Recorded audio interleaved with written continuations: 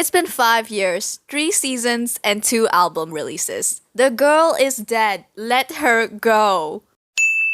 You got bullied in school, but you think the trauma builds character and makes your backstory more interesting. You thought about cutting your hair short, but couldn't bring yourself to make that commitment, so you clipped it up instead. You are a freak. There's no nicer way to say this, but you are simply just a freak. An absolute menace to society. You probably hug mannequins to sleep. Don't deny it! You're definitely a serial movie spoiler who would absolutely shout out the movie ending in a cinema full of people for fun and ruin their day. If someone were to describe what food you would be, it would be a really sweet treat due to how easily you can make someone's blood pressure spike. Oh, and you also hate cilantro.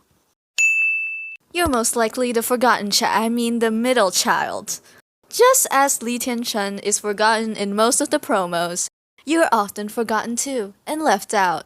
And thus, the resentment has turned you into an absolute attention seeker. However, despite all your efforts, people only think you're interesting when you're cosplaying someone else. Oh, sorry to stop you there, but I think you dropped this. If Xiaoling is your favorite character, you are the absolute GOAT. She's the only character in the show that's mentally stable, let's be honest. As the mother and therapist in your friend group, you're willing to listen to other people's problems, but if someone messes up, you're not afraid to call them out on their bullshit and correct them. You hold yourself to a high standard and expect the same of others. You also like stealing people's food in the middle of the night and not admitting to it. You are a total mess. You're autistic, socially anxious, and an introvert. You just want to live your little introvert life in the mountains where you can draw and touch animals whenever you want, but your twin brother keeps committing identity theft, roping you into his bullshit. You are a cannibal. Allegedly. You support gun violence. Allegedly. You are a foodie.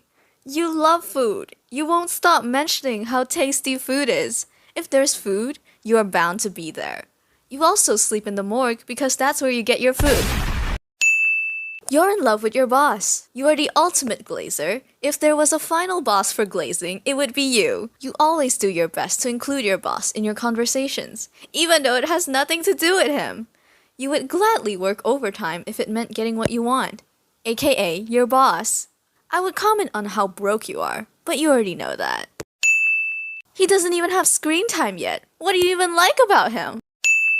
You are a tsundere, but you won't admit it. Even right now you're saying it's not true. I can see you shaking your head through the screen. Don't be shy. You'll be the first to say no, but also be the first to help out. Come here, you little cutie. On the other hand, you looked at this character who looks like he hasn't slept in 3 years but still has the mental bandwidth to fix everyone's problems, and said, yes. I mean, if he's not suffering in silence, does he really love them? You may seem cool as a cucumber, but you're secretly a control freak and would absolutely crash out if things didn't go according to plan. You also love cilantro. You like the older version of Lu Guang. You are a goldfish. A golden retriever, you say? No. You're a goldfish.